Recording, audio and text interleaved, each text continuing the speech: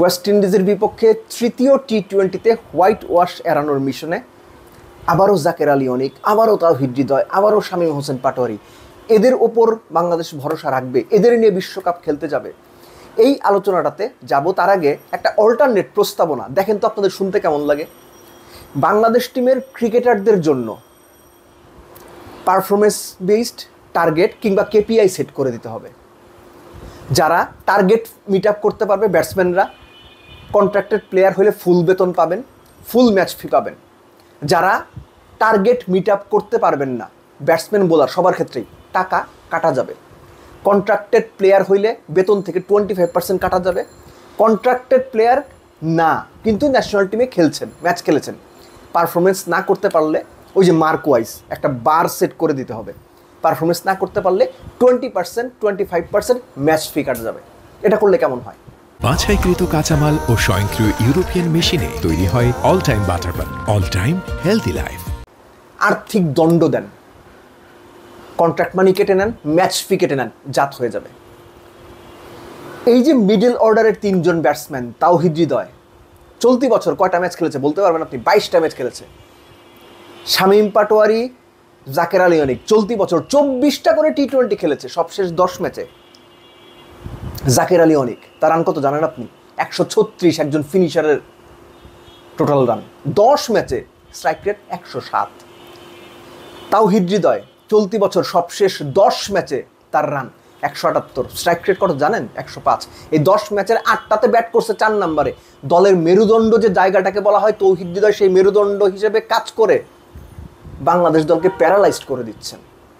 শামীম হোসেন পাটোয়ারি 10 ম্যাচে 3টা শূন্যই করছেন, 2টা সিঙ্গেল ডিজিট স্কোর, 132 রান করছেন, স্ট্রাইক রেট 111। এই 3 জনের মধ্যে তাওহিদ হৃদয়, শামীম পাটোয়ারি এবং জাকের আলী অনিক 3 জনের মধ্যে শুধুমাত্র সবশেষ 10 ম্যাচে শামীম হোসেন পাটোয়ারি একটা ইনিংস খেলেছেন যেটা দলকে ইম্প্যাক্ট ইনিংস বলবো না, দলকে জেতাতে সাহায্য করেছে। বাকি 2 জন দলকে সাপোর্ট করার মতো কোনো ইনিংস ঠিকঠাক খেলতে পারেননি। এদের টেনে নেওয়া হচ্ছে। কে টেনে নিচ্ছেন? কারা টেনে নিচ্ছেন? ওই যে syndicate, Comilla Victorian syndicate dressing রুমে বসে আছে, কি পারবি কর তোরা, এই মাইন্ডসেট আপ নিয়ে এদের চালিয়ে নিয়ে যাওয়া হচ্ছে। আমি বারবার বলছি, এদেরকে নিয়ে আপনি যদি আগামী টি-20 বিশ্বকাপ প্ল্যান করেন, বাংলাদেশের ভরাডুবি হবে, ভরাডুবি হবে। এই যে এয়ারপোর্ট থেকে বের হওয়ার সময় লোকজন দুয়ো দিয়েছে, ব্যাপারটা আমি কোনোভাবেই সাপোর্ট করি না, আমি কোনোভাবেই সমর্থন করি না এই ধরনের কাজ। বিশ্বকাপে গিয়ে যদি এদেরকে নিয়ে যান, আরও খারাপ পারফরমেন্স করেন, আপনারা এয়ারপোর্ট থেকে বেরোতে পারবেন না। মানুষজন, সাধারণ দর্শক আপনাদের উপর এতখানি বিরক্ত হয়ে আছে, এতখানি ত্যক্ত হয়ে আছে, আপনাদের কমিটমেন্টের ঘাটতি, আপনাদের নিবেদনের ঘাটতি, আপনাদের বাংলাদেশ টিমের প্রতি ভালোবাসার ঘাটতি এখন দর্শকদের চোখে পড়ে গেছে। আপনাদের সিন্ডিকেটবাজি সবার চোখে পড়ে গেছে, আপনাদের কোরামবাজি সবার চোখে পড়ে গেছে। একটা ড্রেসিং রুমের ভেতরে 15 জন প্লেয়ারের মধ্যে 5 জন যখন একজন কোচ সহ একটা কোরাম হয়ে যায়, একটা সিন্ডিকেট হয়ে যায়, দিনের পর দিন যাচ্ছে তাই পারফরমেন্স করে, জাকের আলীরা যখন দিনের পর দিন সুযোগ পেয়ে যান, তখন সেই ক্রিকেট টিমের প্রতি, সেই ক্রিকেটারদের প্রতি সাধারণ মানুষের, সাধারণ দর্শকদের শ্রদ্ধা সম্মান থাকে না। সেই জায়গায় চলে আসে ঘৃণা, সেই জায়গায় চলে আসে দায় দেওয়ার অবস্থা, সেই জায়গায় চলে আসে অপমান, অপদস্থ করার মানসিকতা। বাংলাদেশ ক্রিকেট টিমের প্লেয়ারদের প্রতি দর্শকদের মানসিকতা এখন ওই জায়গায় দাঁড়িয়ে গেছে। আপনারা বুঝতে পারতেছেন না, কারণ না আপনার কাছে কোরামটা বড় হয়ে উঠছে। তৃতীয় টি-20তে বেস্ট 11-এ কে থাকবে, কে খেলবে, জাকের খেলবে কি খেলবে না, তাওহিদ হৃদয় খেলবে কি খেলবে না, সোহানকে কি আবারও খেলানো হবে জাকেরকে ড্রপ করে, এগুলো নিয়ে আমার বিন্দুমাত্র মাথা ব্যথা নাই। ট্রাস্ট মি, বিন্দুমাত্র মাথা ব্যথা নাই। আমার চিন্তাই হচ্ছে এই যে সিন্ডিকেটটা চলছে, এটা কে ভাঙবে? আমিনুল ইসলাম বুলবুল কি দেখছেন না? তিনি কি জানছেন না? তার কাছে কি কোনো তথ্য নাই? যদি তথ্য না থাকে, আপনি তো অন্ধকারে আছেন। যদি তথ্য থাকে, ব্যবস্থা নেন বুলবুল ভাই, প্লিজ। যাদেরকে আপনারা ভালো মনে করছেন, দেশ সেরা মনে করছেন, দেশ সেরা মনে করে ড্রেসিং রুমে গিয়ে বসাইছেন, ক্রিকেটটাকে শেষ করে দিচ্ছে তারা সিন্ডিকেটবাজি করে। একই সঙ্গে প্রধান নির্বাচক যে, তাকে কাঠগড়ায় দাঁড়া করান, তাকে জবাবদিহির আওতায় আনেন।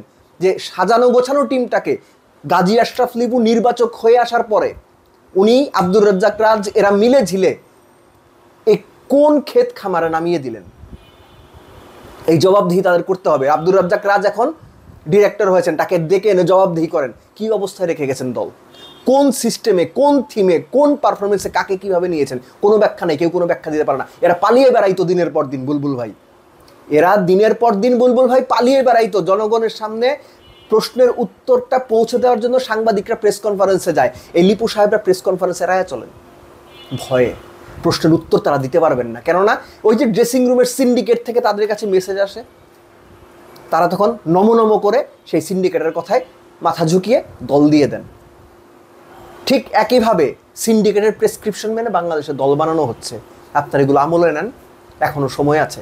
বিশ্বকাপের এখনও মোটামুটি যে সময়টা আছে এদেরকে নিয়ে সঠিকভাবে অ্যানালাইসিস করে দলটা বানান, নইলে সামনে যে পরিস্থিতি তৈরি হবে আমি মোটামুটি নিশ্চিত সেই পরিস্থিতি আপনাদের নিয়ন্ত্রণের বাইরে চলে যাবে।